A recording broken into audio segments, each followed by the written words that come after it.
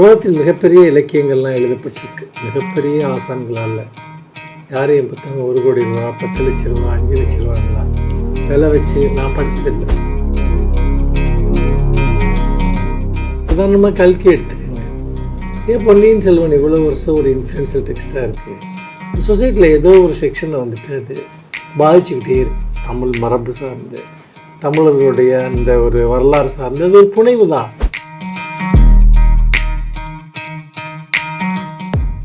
ஒவ்வொரு ஜென்ரேஷன்லேயும் சில பேர் மேலே வரத்தான் செய்கிறாங்க, மேலே வர்றாங்க, பேசப்படுறாங்க.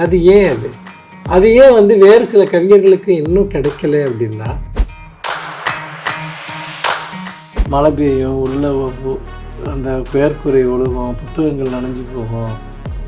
இதெல்லாம் ரொம்ப அபத்தமாக இருக்குது. அரசுடைய பணத்தை பெற்றுக்கொண்டு கண்காட்சிகள் நடத்துகிறவர்களே இது போன்ற குறைபாடுகள் ஏற்படுவது தொடர்பான ஒரு அக்கௌண்டபிலிட்டியை ஏற்படுத்தணும்.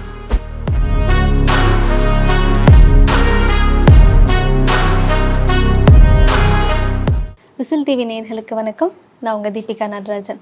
இன்றைக்கி நம்ம கூட கவிஞர், எழுத்தாளர், பதிப்பாளர், நூலக ஆணைக்குழு தலைவர், இப்படி பலமுகம் கொண்ட திரு மனுஷ்யபுத்திரன் அவர்கள் இணைஞ்சிருக்காங்க. புத்தக கண்காட்சியை பற்றி நிறைய விஷயங்களை இன்றைக்கி நம்மளோட பேச போகிறாங்க. வணக்கம். வணக்கம் தீபிகா, எப்படி இருக்கீங்க? நல்லா இருக்கேன். நீங்கள் எப்படி இருக்கீங்க? நல்லா இருக்கேன். இப்போது இன்னும் 2-3 நாளில் புக் ஃபேர் ஆரம்பிக்க போகுது. ஸோ புக் ஃபேர் மூடு எப்படி இருக்குது உங்களுக்கு? எங்களுக்கு இப்போ வருஷம் முழுக்கவே புக் ஃபேர் மோடில் தான் நாங்கள் இருக்கோம். இந்த அரசு வந்ததுலேருந்து. ஏன்னா மாவட்டந்தோறும் புத்தக கண்காட்சி வந்ததுக்கப்புறம், முன்னாடியெல்லாம் சென்னை புத்தக கண்காட்சி, அதுக்கப்புறம் மதுரை புத்தக கண்காட்சி, மேக்ஸிமம் இதுதான் பெரிய புக் ஃபேராக இருந்தது. அஃப்கோர்ஸ் ஈரோடு புக் ஃபேர் சொல்லலாம். ஆனால் இப்போ எல்லா மாவட்டங்கள்லேயும் எல்லா மாதங்கள்லேயும் வருஷத்தில் எல்லா நாட்கள்லேயும் ஏதாவது ஒரு புக் ஃபேர் நடந்துக்கிட்டே இருக்குது. அதில் பல புத்தக கண்காட்சியில் நாங்கள் உயிர்மை சார்பாகவும் பங்கெடுக்கிறோம். ஒரு சொற்பொழிவாளராக நானும் நிறைய புத்தக கண்காட்சிக்கும் போகிறேன். அதனால் ஹோல் இயருமே புக் ஃபேர் மூடு தான் இருக்குது. ரீடர்ஸை மீட் பண்ணுறது, புக்ஸ் தொடர்பான இன்ட்ராக்ஷன்ஸு, அந்த மாதிரி. ஆனால் ஒரு வித்தியாசம் இருக்குது சென்னை புக் ஃபேருக்கும் மற்ற புக் ஃபேருக்கும். அது என்னென்னா, சென்னை புக் ஃபேர் டைமில் தான் நிறைய புக்ஸ் எடுத்துகிட்டு வர்றோம், நிறைய புத்தகங்கள் கொண்டு வருது. நாங்கள் மட்டும் இல்லை, எல்லா பதிப்பாளர்களுமே. அந்த விதத்தில் ஒவ்வொரு வருஷமும் ஆண்டு முழுமைக்குமான புத்தக கண்காட்சிகளினுடைய ஒரு ஓப்பனிங் செரமனின்னு கூட இதை சொல்லலாம். அந்த விதத்தில் பார்க்குறப்போ நிறைய புத்தக வெளியீட்டு விழாக்கள், பலவிதமான இலக்கியம் சார்ந்த நிகழ்வுகள், இது எல்லாமே கண்டினியூஸாக இந்த டிசம்பர் முழுக்க நடந்துக்கிட்டே இருக்கும். இந்த வாட்டி கொஞ்சம் முன்னாடி புக் ஃபேர் வருது, டிசம்பர் 27 ஆரம்பிக்குது. அது ஒரு டிஃப்ரெண்ட்டான ஒரு ஃபீல் கொடுக்குது. நியூ இயர் டைம், அந்த டைமில் எப்படி ரெஸ்பான்ஸ் இருக்கும், எவ்வளோ பேர் வருவாங்க அப்படின்னு. இன்னொன்று, ரொம்ப எக்ஸாக்டாக ஒரு மாத கடைசியில் புக் ஃபேர் வச்சுருக்கோம். அது பையஸில் ஏதாவது ஒரு பர்டிகுலர் சதவீதத்தினர் அது பாதிக்கலாம். ஆனாலும் ஒரு நம்பிக்கை, 5 நாளைக்கு அப்புறம் 1ஆம் தேதி வந்துருன்ட்டு. இப்படி தான் வாழ்க்கை போகுது. அதனால் மாத கடைசியில் புத்தகங்களை ஓரளவுக்கு பார்வையிடுகிறவர்கள் 1ஆம் தேதிக்கு மேலே வருவாங்க அப்படிங்கிறது அந்த மாதிரியான ஒரு நம்பிக்கையில் இருக்கு. ஒரு நாட்டில் வருஷம் முழுக்க புத்தக கண்காட்சி நடக்குது அப்படிங்கிறது ரொம்ப நல்ல விஷயந்தான். ஆனால் நமக்கு ஒன்று இருக்கும்ல, சென்னை புக் ஃபேர் அப்படிங்கும்போது அது எல்லாருக்குமே ஒரு ட்ரீம், ஒரு செலிப்ரேஷன் மாதிரி எல்லாருமே வெயிட் பண்ணிகிட்ருப்போம். ஆனால் இப்போது எல்லா நாளுமே புத்தக கண்காட்சிக்குள்ளே இருக்கிறது அப்படிங்கும்போது சென்னை புக் ஃபேருக்கான அந்த கிரேஸ் கொஞ்சம் குறைஞ்சிட்டதா அப்படின்ட்டு ஒரு விஷயம் என்னென்னா, எல்லா துறையிலையுமே டீசென்ட்ரலைசேஷன் வரணுங்கிறது தான் அடிப்படை கோட்பாடு. இப்போ நான் நிறைய ஒரு புத்தக கண்காட்சிகளுக்கு போகிறேன். நிறைய ஊருங்களில் அந்த கலெக்டர்ஸ் ரொம்ப ஆக்டிவாக புத்தக கண்காட்சிகளை பண்ணுறப்போ ஒரு பெரிய செலிப்ரேஷன் இருக்குது டிஸ்ட்ரிக்ஸில் எல்லாம். இப்போ உதாரணமாக திருநெல்வேலி, விருதுநகர், மதுரை, நீங்கள் எங்கெல்லாம் பார்த்தீங்கன்னா பெரிய ஒரு செலிப்ரேஷன் இருக்கிறத பார்க்க முடியுது. நிறைய கல்ச்சுரல் ப்ரோக்ராம்ஸு, மக்கள் நிறைய பேர் வர்றது, முக்கியமாக குழந்தைங்க. தமிழ்நாடு முழுக்க அந்த செலிப்ரேஷன் பரவலாயிருக்கு. ஆனால் சென்னைக்கு பார்த்திங்கன்னா, முன்னாடி சென்னை மட்டுமே ஒரு புத்தக கண்காட்சியாக இருந்தப்போ என்ன ஒரு பாதிப்பு அப்படின்னு கேட்டிங்கன்னா, சென்னை புக் ஃபேரில் தான் எல்லா பப்ளிஷர்ஸுமே ஸ்டால் போடுவாங்க. மற்ற ஊர்களெல்லாம் லிமிட்டடாக ஒரு 100 பேர், 150 பேர், 200 பேர் இப்படி தான் இருப்பாங்க. ஒரு 1000 ஸ்டால்ஸ் சென்னை புக் ஃபேரில் வர்றது நம்ம பார்க்குறோம். மோஸ்ட்லி சின்ன பப்ளிஷர்ஸ், புக் செல்லர்ஸ் எல்லாருமே போடுவாங்க. ஆனால் அதுக்கு பக்கத்து மாவட்டத்துலேயுமே புக் ஃபேர் நடக்கும். முன்னாடி வெளியிருந்து வரக்கூடியவர்களுடைய எண்ணிக்கை, அந்த எண்ணிக்கை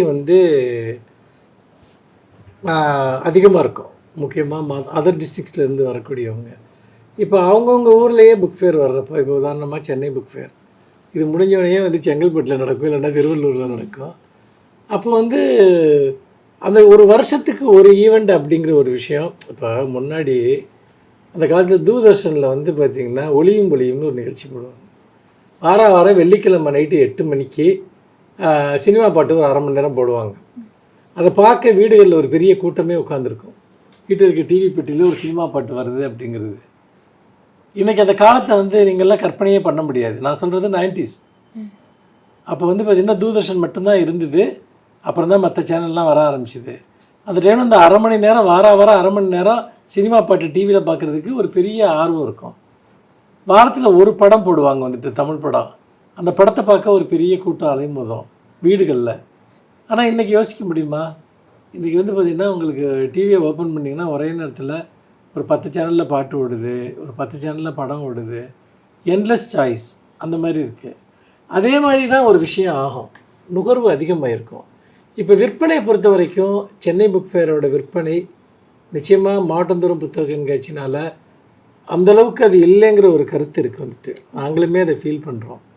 ஆனால் அதை எப்படி கால்குலேட் பண்ணணும்னா, நான் பப்ளிஷராக எப்படி பண்ணுவேன்னா, ஒரு ஹோல் இயரில் நாங்கள் எவ்வளோ புக் சேல்ஸ் பண்ணுறோம் புக் ஃபேஸில் மட்டும், அதில் எங்களுடைய செலவு என்ன, எங்களுடைய சேல்ஸு செலவு, எங்களுடைய இன்கம், இதை நாங்கள் கால்குலேட் பண்ணுறப்போ எல்லா ஊர்கள்லேயும் புத்தக கண்காட்சி நடக்கிறப்போ நிச்சயமாக ஒரு மினிமம் எப்படியும் வந்து பல புத்தக கண்காட்சிகள் வந்து ஃபெயிலியர்னாலுமே கூட நேரடி விற்பனையில் வந்து ஒரு 75,000 ரூபாயிலிருந்து ஒரு 1.5 லட்ச ரூபா வரைக்கும் அந்த ஊரோட தன்மையை பொறுத்த வரைக்கும் புக்கு விற்கிது.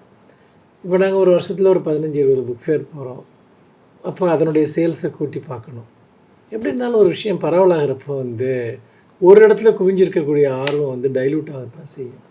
அது நம்ம வந்து அது வந்து அதனுடைய மற்ற பலன்களை நம்ம கணக்கில் எடுத்துக்கிட்டு தான் அதை பார்க்கணும். ஒரு ஊர் புக் ஃபேரோடைய அட்ராக்ஷனை மட்டும் அதை பார்க்கக்கூடாது. இப்போ புக் சேல்ஸ் பற்றி பேசிக்கிட்டு இருக்கிறதால கேட்குறேன். புக் ஃபேருக்கு க்ரௌடு வருதுன்னா எல்லாருமே ஆப்வியஸாக புக் ஃபேருக்குள்ளே வர போகிறது இல்லை. பாட்டு கேட்க வர கூட்டம் இருக்கும், அப்பளம் சாப்பிட வர கூட்டம் இருக்கும். அதுலேருந்து ஒரு 70% தான் புக் ஃபேருக்குள்ளே வருவாங்க. வரதுமே வெரைட்டி ஆஃப் ஆடியன்ஸ் இருப்பாங்க. ஸோ லிட்ரேச்சராக இலக்கியம் சார்ந்த விற்பனை எந்த அளவுக்கு அதிகமாக இருக்குது இல்லை குறைஞ்சிருக்கு? இது எப்படின்னு கேட்டோம்னா, ஒரு புக் ஃபேர் அப்படிங்கிறது அது ஒரு கல்ச்சுரல் ஈவெண்ட்டு. ஒரு கல்ச்சருக்குள்ளே பல்வேறு விதமான போக்குகள் இருக்கும். அப்படி பல்வேறு விதமான போக்குகள் இருக்கப்போ சீரியஸ் லிட்ரேச்சருங்கிறது இதில் ஒரு சின்ன பகுதி. இப்போ உதாரணமாக ஃபங்க்ஷனல் லிட்ரேச்சர்னால் வந்து இப்போ சமையல் புத்தகங்கள், கோலம் போடுறது, இப்படி அன்றாட வாழ்க்கை தேவைகளோட தொடர்புடைய புத்தகங்கள், அப்புறம் சில்ட்ரன்ஸ் புக்ஸு, க்ரைம், அப்புறம் பல்ப் ஃபிக்ஷன், இந்த மாதிரி பல்வேறு விதமான விஷயங்கள் அதில் வந்து இருக்கும். ஒரு கல்ச்சருக்கு எல்லாமே தேவை தான் வந்துட்டு. சீரியஸ் லிட்ரேச்சர் பொறுத்த வரைக்கும் இதை நான் 2 ஆங்கிளாக பார்க்குறேன். ஏன்னா இப்போ உதாரணமாக நாங்கள் வந்து ஒரு காலத்தில் வந்து நிறைய சீரியஸ் புக் போட்டிருக்க பப்ளிகேஷன்ஸ்க்கு வந்துட்டு தனிப்பட்ட ஒரு பப்ளிகேஷன் வைஸ் எடுத்து பார்த்தோம்னா சேல்ஸ் எதுக்கும் பெருசாக அதிகரிக்கலை, கம்மியாக இருக்குன்னு கூட சொல்லணும். அதாவது ஒரு சிங்கிள் பப்ளிகேஷன் அப்படின்னு நான் பார்க்குறேன். ஏன் அப்படி கம்மியாக இருக்குது அப்படின்னு கேட்டிங்கன்னா, ஒன்று புத்தக விலை வந்து ரொம்ப அதிகரிச்சிச்சு. காரணம் பேப்பருக்கு போட்ட ஜிஎஸ்டி, பிரிண்டிங் போட்ட ஜிஎஸ்டி, இப்போ வந்து புக் போஸ்ட்டை கூட கேன்சல் பண்ணிட்டாங்க. இதெல்லாமே ரீடர்ஸ் மேலே சுமத்தப்படுறப்போ புக்கோட விலை ஜாஸ்தியாகுது, ப்ரொடக்ஷன் ஜாஸ்தியாகுது. அந்தளவுக்கு விலையை இன்க்ரீஸ் பண்ண முடியல வந்துட்டு. எவ்வளோ வந்து பார்த்திங்கன்னா ஜாஸ்தியாகுதோ அந்தளவுக்கு பண்ண முடியல. அப்போ என்ன ஒரு பிரச்சனை வருது அப்படின்னு பார்த்திங்கன்னா, இந்த அதே சமயத்தில் எத்தனையோ புது பப்ளிகேஷன்ஸ் வந்திருக்கு தமிழில். நிறைய அதாவது விரல் விட்டு எண்ண முடியாத அளவுக்கு நிறைய பேர் பப்ளிகேஷன்ஸ் ஆரம்பிக்கிறாங்க. புதுசாக வந்து அவங்க ஸ்டால்ஸ் போடுறாங்க. சீரியஸ் லிட்ரேச்சர் போடுறவங்களும் நான் சொல்கிறேன். இவங்களுடைய சேல்ஸ் மொத்தமாக பார்க்கணும் நீங்கள். இப்போ முன்னாடி ஒரு 10 பேர், ஒரு 15 பேர் சீரியஸ் புக் போட்டுட்டு இருந்தோம்னா இன்றைக்கி 100 பேர் போடுறாங்க.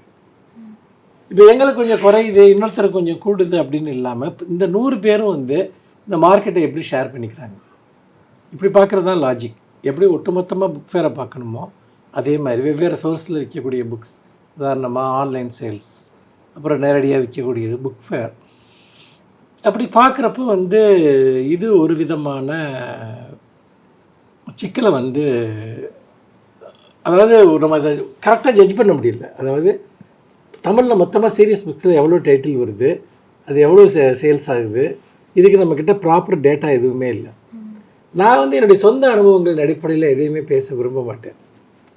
இப்போ உயிர்மைக்கு எவ்வளோ புக்கு விற்கிது எவ்வளோ விற்கலைங்கிறது வந்து அது ஒரு அளவுகள் கிடையாது. வந்துட்டு சேம் டைம் ஓவராலாக இந்த சிற்றிதழ் சார்ந்த இலக்கியம் சார்ந்த புத்தகங்கள் எவ்வளோ வருஷத்துக்கு டைட்டில் வருது, எவ்வளோ இது மொத்தமாக சேல் ஆகுது, இதுக்கு நம்மக்கிட்ட ஒரு ப்ராப்பர் டேட்டா இருந்ததுன்னு சொன்னால் நம்ம இந்த விஷயத்தை ஜட்ஜ் பண்ணலான்னு எனக்கு தோணுது. இந்த சேல்ஸு மார்க்கெட்டிங் ஸ்ட்ராட்டஜிஸ் அதை பற்றி பேசிகிட்டு இருக்கிறதால கேட்குறேன்.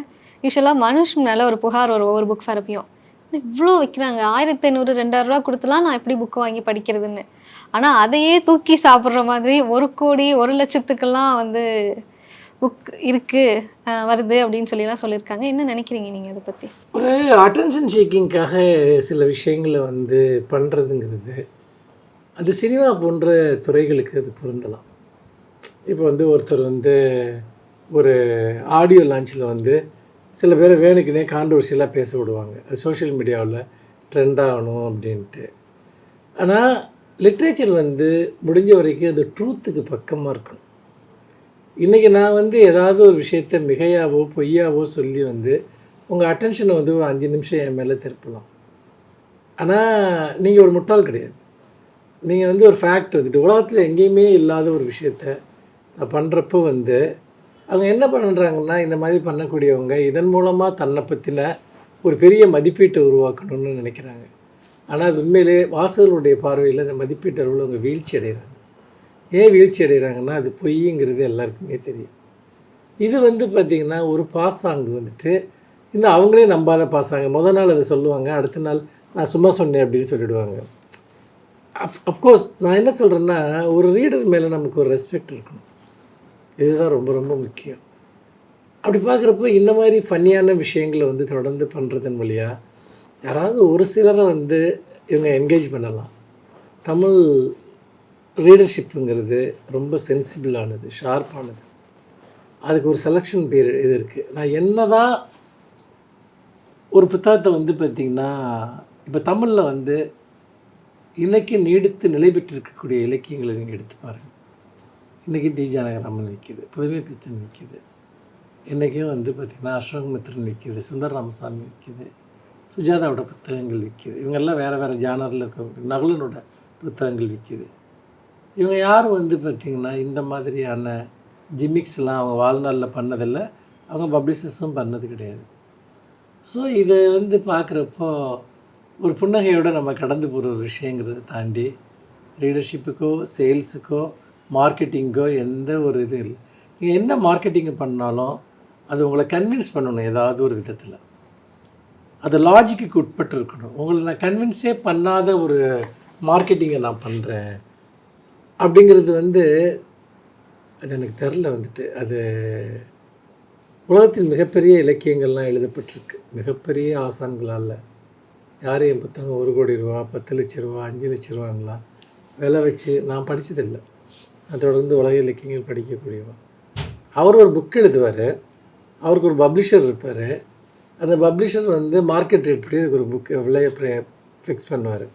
இப்போ ருஷ்டியோட புக் இருக்குது, நைஃபுங்கிற புக்கு சமீபத்தில் வாங்கினேன். அவர் வந்து அந்த கத்தியால் குத்தப்பட்ட அனுபவத்தை வந்து அதை ஒட்டி நடந்த விஷயங்களில் ஒரு புக்காக எழுதியிருக்கார். மற்ற இங்கிலீஷ் புக்ஸுக்கு வந்துட்டு பார்த்திங்கன்னா என்ன விலையோ அதே விலை தான் அந்த புத்தகத்துக்கு. நீங்கள் போய் இங்கே வந்து பார்த்திங்கன்னா எங்களுடைய கிளாஸ் வேரில் போய் நீங்கள் அப்படியே நடந்து போய் வாங்கிட்டு வீட்டுக்கு போயிடலாம். இங்கெல்லாம் இதெல்லாம் எதுவுமே நடக்கிறது இல்லை. இது அதனால் இதெல்லாம் ரீடர்ஸ் வந்து யாரும் பொருட்படுத்துறதில்லை. இப்போ இந்த பேச்சை ஒட்டி எனக்கு கேட்கணும்னு தோணுது. இப்போ பொதுவாக நம்ம மாஸ்டர்ஸ் அப்படிங்கிறத கடந்து நம்ம நார்மலாக பேசும்போது கூட அவங்களோட எழுத்து எவ்வளோ வளமையாக இருக்குது அப்படிங்கிறத பேசுகிறதாகட்டும், இல்லை என்னெல்லாம் பண்ணியிருக்காங்க அப்படிங்கிற அந்த ஃபோக்கஸ்லேருந்து பேசும்போது கூட நமக்கு அறிஞ்சோ அறியாமலோ தொடர்ந்து அந்த மாஸ்டர்ஸ் பேரையே சொல்லிகிட்டு இருக்கோமோ, ஏன் நம்ம சமகாலத்தில் எழுதக்கூடிய இன்னொருத்தர் சொல்ல மாட்டேங்கிறோம் அப்படிங்கிற கேள்வி எனக்கு வருது. ஒருத்தர் வந்து எப்படி மாஸ்டராக மாறுறாரு, இது ஒரு முக்கியமான கேள்வி. அவங்க யாரும் எழுத வந்தப்போ மாஸ்டர் ஆகலை, எழுதி தான் மாஸ்டர் ஆனாங்க இல்லையா? இப்போ வந்து நிறைய பேர் கிரிக்கெட் விளையாடுறாங்க. ஏன் ஹிஸ்ட்ரியில் வந்து ஒரு கபில் தேவ், ஒரு சச்சின் டெண்டுல்கர் இந்த மாதிரி நேம்ஸ் ஏன் நிலைப்படுத்து வந்துட்டு? அதாவது ஏன் சில வகையான ரைட்டர்ஸ் மேலே ஒரு கரிஸ்மா உருவாகுது? இதை நம்ம அனலிட்டிக்காக யோசிக்கணும் வந்துட்டு. பொலிட்டிக்கல் லீடர்ஸ் கூட எடுத்துக்கங்க, நிறைய பேர் இருப்பாங்க, ஆனால் ஒரு சிலர் மேலே ஒரு கரிஸ்மா உருவாகும். அப்படி பார்க்குறப்போ வந்து ரெண்டு விதமான போக்குகள் இருக்குது. ஒன்று, உதாரணமாக சில பேர் வந்து கவிதையை ஆத்மானாமன்னு சொல்லுவாங்க. ஆனால் ஆத்மானாமை கடந்து மிகச்சிறப்பாக எழுதியிருப்பவங்கள அவங்க பார்க்க மாட்டாங்க. அது ஒரு விஷயம். இன்னொரு பிரச்சனை இருக்குது. ஆத்மானாமையோட பண்ண எந்த விஷயத்தையும் அவருடைய பக்கத்தில் கூட வராமல் நானும் தமிழில் கவிதை எழுதுகிறேன், எனக்கு அந்த இடத்த கொடுங்கன்னு கேட்குறவங்களும் இருக்காங்க. ரெண்டு பிரச்சனையுமே இங்கே இருக்குது. ஒன்று, ஒரு குறிப்பிட்ட கல்ட் ஃபிகர், அந்த கல்ட் ஃபிகர்ஸ்க்கு தாண்டி தங்களுடைய சிந்தனைகள், கதையினா புதுமைப்பித்தல் அதோடு நிறுத்திப்பாங்க.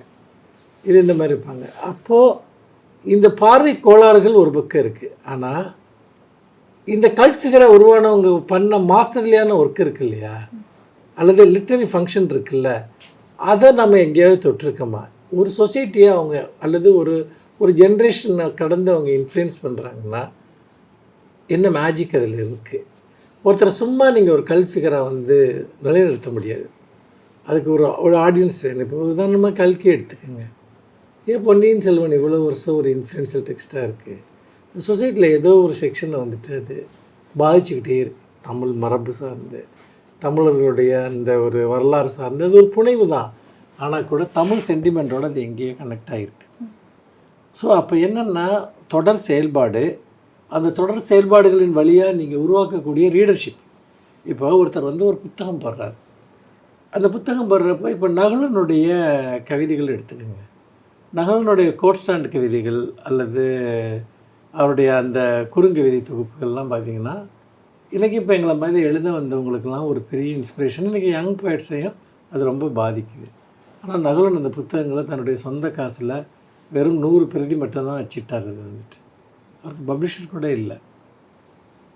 பப்ளிஷர் கூட இல்லாத ஒரு பாய்ட் வந்துட்டு எப்படி தமிழ் ஒரு கல்ட் ஃபிகராக உருவானார்? ஆத்மானாம் வந்து பார்த்திங்கன்னா ஒரு A4 சைஸ் 8ஆம் அடித்த மாதிரி ஏதோ ஒரு இதில் ஒரு பத்திரிகை நடத்திட்டு இருந்தார். அதில் தான் அவருடைய கவிதைகள் வந்தது. ஒரு காலத்தில் இவர்களுக்கு உருவான அந்த அடையாளங்கிறது அவங்க எழுதின காலத்தில் கிடைக்கல. அதுக்கு பல காரணங்கள் இருக்கலாம். இன்றைக்கி அதை தாண்டி ஒரு பெரிய மீடியம் இன்றைக்கி உருவாயிடுச்சு. நமக்கு சோஷியல் மீடியா எல்லாமே இருக்குது. அப்போ என்னன்னு கேட்டோம்னா, நீங்கள் வந்து உங்கள் ரீடர்ஸை இன்ஃப்ளூயன்ஸ் பண்ணுறீங்கன்னா உங்களால் ஒரு பெரிய ரீச்சை உருவாக்க முடியும். இப்போ இன்றைக்கி கூட வந்து உதாரணமாக வந்து போகன் சங்கர், வெயில், அதே மாதிரி வந்து இசை, இப்படி ஒரு ஜென்ரேஷனில் வந்து ஒரு பல கவிஞர்கள் வந்து நரன், இப்படி பல கவிஞர்கள், கதிர் பாரதி, இவங்கெல்லாம் ஒரு பெரிய அளவுக்கு வந்து கவனம் படுறாங்க. இன்னும் பல பேர் இருக்காங்க இதில். அப்போ என்னன்னு கேட்டிங்கன்னா, ஒவ்வொரு ஜென்ரேஷன்லேயும் சில பேர் மேலே வரத்தான் செய்கிறாங்க, மேலே வர்றாங்க, பேசப்படுறாங்க. அது ஏன் வந்து வேறு சில கவிஞர்களுக்கு இன்னும் கிடைக்கல அப்படின்னா, அதை நம்ம ஒரு புறக்கணிப்புன்னு மட்டும் புரிஞ்சிக்கக்கூடாது. அவங்க இன்னும் ஒர்க் பண்ண வேண்டியது. இப்போ உதாரணமாக வந்து இசை இருக்கார், அவருடைய கவிதைகள் இன்றைக்கி பரவலாக ஷேர் பண்ணப்படுது. ஆனால் யார் அவர் வந்து ப்ரொமோட் பண்ணி விட்டாங்கன்னா நிச்சயமாக இல்லை. அந்த கவிதைகள் படிக்கப்பட்டு பேசப்பட்டு அது ஒரு இடத்த அடைகிறாங்க. போகன் சங்கரோட கவிதைகளும் அதே மாதிரி தான். அப்போ என்ன நடக்குதுன்னு சொன்னால், ஒர்க் பண்ணணுங்கிறது தான் ரொம்ப முக்கியம். கவிதையில் ஏதாவது ஒன்று ட்ரை பண்ணிகிட்டே இருக்கணும். ஃபிக்ஷன்லேயும் அதே மாதிரி தான். நம்ம டக்குன்னு வந்து ஒரு குறிப்பிட்ட சில எழுத்தாளர்களை வந்து இவங்க நல்லா எழுதலையான்னு நம்ம கேட்கலாம். அஃப்கோர்ஸ் நல்லா எழுதியிருக்கலாம். ஆனால் ஒரு பர்டிகுலர் ஜானரில் அது நல்லா இருக்க மாதிரி இருக்கும். எப்போ ரொம்ப பாப்புலராக அது ஒரு பெரிய இடத்தை அடையுதுன்னா, அது பலதரப்பட்ட ஆட்களையும் என்கேஜ் பண்ணுறப்ப தான் அது வந்து ஒரு குறிப்பிட்ட ஹைட்டை நோக்கி அது போகும். அப்படி பார்க்குறப்போ பிரச்சனைங்கிறது சூழலில் மட்டும் இல்லை. யாரும் திட்டமிட்டு சில பேர்களை சொல்கிறது இல்லை. சில பேர்கள் தவிர்க்க முடியாமல் ஆகணும்னா நம்ம தான் நம்ம பேரை தவிர்க்க முடியாத பேராக மாற்றணும். இங்கே ஸ்டார்டிங்கில் பேசும்போதே சொன்னீங்க, இயர் எண்டு, மந்த் எண்டு வருது, நியூ இயர், பொங்கல் வருது, புத்தக கண்காட்சி முடிஞ்சோன்னே, இது மாதிரி கண்டினியூஸாக செலிப்ரேஷன் அது மாதிரி இருக்குது. ஸோ புக் ஃபேர் ஆடியன்ஸை எந்த அளவுக்கு ரீச் ஆகும், இல்லை என்ன சொல்லி நீங்கள் வந்து புக் ஃபேருக்கு கூப்பிட போகிறீங்க எல்லாரையும்?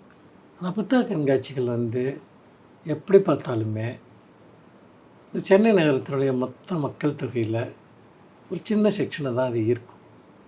ஏன்னா படிப்பு தேவைப்படுகிறவர்கள் எப்போவுமே குறைவாக இருந்திருக்காங்க. இப்போவும் கூட வந்து ஒரு எஃபோர்ட் எடுத்து புத்தக கண்காட்சிக்கு வரக்கூடியவங்க ரொம்ப சின்ன சதவீதம் தான் இருக்காங்க. இந்த சின்ன சதவீதத்தையே எப்படி உள்ளே கொண்டு வர்றதுங்கிறதுங்கிற ஒரு விஷயம் இருக்குது. அப்படி பார்க்குறப்போ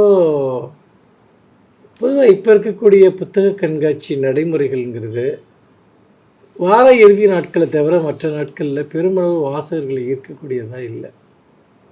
ஏன்னா நிறைய ஒரு ரிசோர்ஸ் பொட்டென்ஷியல் இருக்குது சென்னையில். ஒரு 1 கோடி பேருக்கு மேலே வாழக்கூடிய ஒரு நகரம் இது. இதில் படித்தவங்க படிக்கக்கூடியவர்களில் எத்தனை சதவீதம் பேர் புக் ஃபேருக்கு வருவாங்க, அவங்க பொட்டென்ஷியல் பையஸாக இருப்பாங்க. இதெல்லாம் நமக்கு ஒரு கேள்வி தான். வந்து காலப்போக்கில் இந்த நம்பர் குறைஞ்சிட்டே வந்துச்சுன்னா அது புத்தக கண்காட்சி மேலே இருக்கக்கூடிய நம்பிக்கை எல்லாமே கொஞ்சம் கொஞ்சமாக உடைஞ்சு போயிடும். அப்போது ரொம்ப அதிகப்படியான ஒரு ப்ரமோஷன் விளம்பரங்கள் தேவைப்படுது. இன்னொரு விஷயம், அங்கே நடக்கக்கூடிய நிகழ்ச்சிகள் இதெல்லாம் வந்து பலதரப்பட்ட நிகழ்ச்சிகளை நடத்தணும். புக் ஃபேர் வந்து இன்னும் ஒரு சுகாதாரமான மேம்பட்ட இடத்தை நோக்கி போகும். இப்போ நீங்கள் சாதாரணமாக ஒரு டைம் ஸ்பெண்ட் பண்ணணுன்னா ஒரு பொருளும் வாங்காட்டியும் நீங்கள் ஒரு ஷாப்பிங் காம்ப்ளெக்ஸில் போய் வந்து டைம் ஸ்பெண்ட் பண்ணிட்டு வர முடியும். ஜஸ்ட் ஒரு விண்டோ ஷாப்பிங் கூட பண்ணிட்டு வர முடியும் நீங்கள். பட் புத்தக கண்காட்சிக்கு வர்றப்போ இப்போ மக்கள் ரொம்ப வேறு வேறு விதமான ஆப்ஷன்ஸ் அவங்களுக்கு இருக்குது. அப்போது அவங்கள ஈர்க்கணும்னு சொன்னால் ஒரு குளிரூட்டப்பட்ட ஒரு இடத்துல ரொம்ப சுகாதாரமான கழிவறை வசதிகள், ஃபுட்டெல்லாம் வந்து ஒரு நல்லபடியாக கிடைக்கும்படியாக இருந்ததுன்னா அதை வந்து தங்களுடைய ஒரு முக்கியமான ஓய்வு நேரத்திற்கான ஒரு விஷயமாக மக்கள் பார்ப்பாங்க. நான் என்ன வேணாலும் எப்படி வேணாலும் ஒரு இடத்த உருவாக்குவேன், நான் புக்கு வச்சுருப்பேன், நீ வாங்கிட்டு போனால் இனிமேல் சொல்ல முடியாது. அந்த இடத்த கடந்துட்டோம். நம்ம காலம் மாறிடுச்சு. இதை வந்து நிர்வாகத்தில் இருக்கவங்க ப்ராக்டிக்கலாக புரிஞ்சுக்கிட்டு அதுக்கான ஏற்பாடுகளை செய்யணும். வந்துட்டு எப்படி பார்த்தாலும் எனக்கு புக் ஃபேருக்கு வரணுங்கிறது புத்தகம் மட்டும் எனக்கு இங்கே இருந்தால் போதும். நான் இங்கே ஒரு 5-6 மணி நேரம் செலவிட்றேன்னா எனக்கு ஒரு பெஸ்ட்டான சூழ்நிலை தர வேண்டியது நிர்வாகத்தினுடைய கடமை. ஒன்று கல்ச்சுரலாக நிறைய சேஞ்சஸ் இதில் வரணும். வந்துட்டு ரொம்ப போரிங்கான ஸ்பீச்சஸ், ரொட்டீனான நிகழ்ச்சிகள் மாற்றி சில புதுமையான விஷயங்கள் பண்ணலாம். நீங்கள் சொன்ன மாதிரி ஏற்கனவே புத்தக கண்காட்சியில் இந்த சிக்கல்கள் எல்லாம் இருக்குது. கூட டிசம்பர் அப்படிங்கிறது சென்னைக்கு ஒரு பயங்கரமான மழைக்காலமாக தான் இருக்குது. அதாவது ப்ரிப்பரேஷன்ஸ் இருக்கா, இல்லை போன வருஷம் மாதிரி இழப்புகள் எதிர்பார்க்கப்படுமோ? பப்பாசி நிர்வாகம் தான் அதுக்கு பதில் சொல்லணும். ஏன்னா நான் பப்ளிஷராக பார்த்தோன்னு சொன்னால் அந்த மாதிரி நிகழ்வுகள் எனக்கு ஒரு பெரிய வருத்தத்தை கொடுத்தது. நாங்கள் வந்து இவ்வளவு தூரம் முன்னேற்றங்கள் நடந்த பிறகும் மழை பெய்யும், உள்ள அந்த வேர்க்குறை ஒழுகும், புத்தகங்கள் நனைஞ்சு போகும். இதெல்லாம் ரொம்ப அபத்தமாக இருக்குது. வந்துட்டு இதுக்கு யார் ரெஸ்பான்சிபிளோ அவங்க பொறுப்பேற்றுக்கணும். மழையை பொறுப்பேற்றுக்க சொல்ல முடியாது. இப்போ வந்து அங்கே இந்த மாதிரி குறைபாடுகள் நடக்கிறப்போ அதெல்லாம் சோஷியல் மீடியாவில் நிறைய பேர் அது குறைபாடுகள் எழுதுகிறாங்க. ஆக்சுவலாக புத்தக கண்காட்சிங்கிறது ஒரு பிரம்மாண்டமான உழைப்போடு உருவாக்கப்படுற ஒன்று. அதுக்கு பின்னாடி எவ்வளவோ பப்ளிஷர்ஸோட வாழ்வாதாரம் இருக்குது. ஒரு மிகப்பெரிய ஒரு கட்டமைப்பு உருவாக்கப்படுகிறது. ஒரு 3 மாதம் ஒர்க் பண்ணுறாங்க ஒரு சென்னை புத்தக கண்காட்சிக்காக. அப்போ இந்த மாதிரி சிறு சிறு குறைபாடுகள் வந்து சோஷியல் மீடியாவில் வந்து பரவுறப்போ மக்கள் வந்து பார்த்திங்கன்னா இங்கேயும் போகணுங்கிற ஒரு மனநிலை அடைகிறாங்க. தவிர்க்கக்கூடிய ஒரு குறைபாடுகள் தான். இப்போ நீங்கள் சொல்கிற எல்லா விஷயமுமே தவிர்க்க வேண்டிய ஒரு விஷயம்தான். ஏன் தவிர்க்க முடியலைங்கிறது தான் நம்ம முன்னாடி இருக்க கேள்வி. ஆனால் நீங்கள் சொன்ன மாதிரி இந்த அரசு புத்தக கண்காட்சிகளை ஊக்குவிக்கிறதா தானே இருக்குது. அப்போது வேறு என்ன பிரச்சனை இதில் இருக்குது? அரசு புத்தக கண்காட்சிகளை இப்போ சென்னை புத்தக கண்காட்சியை அரசு நடத்தலை, அதுக்குள்ளே உள்ள ஒரு அமைப்பு நடத்துது. ஆனால் நாங்கள் ஒரு 1 கோடி ரூபா கிராண்ட் கொடுக்குறதுக்கு மற்ற ஒரு புக்காருக்கு மாவட்ட நிர்வாகம் மற்ற அமைப்புகள் சேர்ந்து நடத்துகிறாங்க. ஒரு அரசாங்கம் ஒரு விஷயத்தை நேரடியாக பண்ணுச்சுன்னு சொன்னால் இந்த விஷயங்களை உறுதிப்படுத்திக்க முடியும். நாங்கள் ஒரு அரசாக வந்து பார்த்திங்கன்னா சென்னை புத்தக கண்காட்சியை சப்போர்ட் பண்ணுறோம். அதை வந்து முறையாக அதை பயன்படுத்த வேண்டியது அதை யார் நடத்துகிறாங்களோ அவங்களுடைய பொறுப்பு. ஆனால் என்னை போன்றவர்களுடைய ஒரு இப்போ வந்து நாங்கள் முன்வைக்கிற ஒரு விஷயம் என்னென்னா, அரசுடைய பணத்தை பெற்றுக்கொண்டு கண்காட்சிகள் நடத்துகிறவர்களை இது போன்ற குறைபாடுகள் ஏற்படுவது தொடர்பான ஒரு அக்கௌண்டபிலிட்டியை ஏற்படுத்தணும் அப்படின்னு நாங்கள் கோரிக்கை வைத்து வருகிறோம். அதற்கான சில முன்முயற்சிகளையும் எடுத்து வருகிறேன். ஏன்னா ஒரு மிகப்பெரிய தொகையை அரசு செலவிடுகிறது. பொறுப்பற்ற முறையில் சில விஷயங்கள் நடந்தால் அது யார் அதுக்கு சம்மந்தப்பட்டவர்களோ அதற்கு அவங்க அக்கௌண்டபிளாக இருக்கணும் அப்படிங்கிறதான் என்னை போன்றவர்களுடைய ஒரு விருப்பம். நாங்கள் அதை நோக்கி சென்று கொண்டிருக்கிறோம். உங்களோட நேரத்துக்கு ரொம்ப நன்றி மனோஜ். உங்களோட புக்குக்காக நாங்களும் ரொம்ப ஆர்வமாக காத்துட்ருக்கோம். புத்தக கண்காட்சியில் சந்திப்போம். வணக்கம்.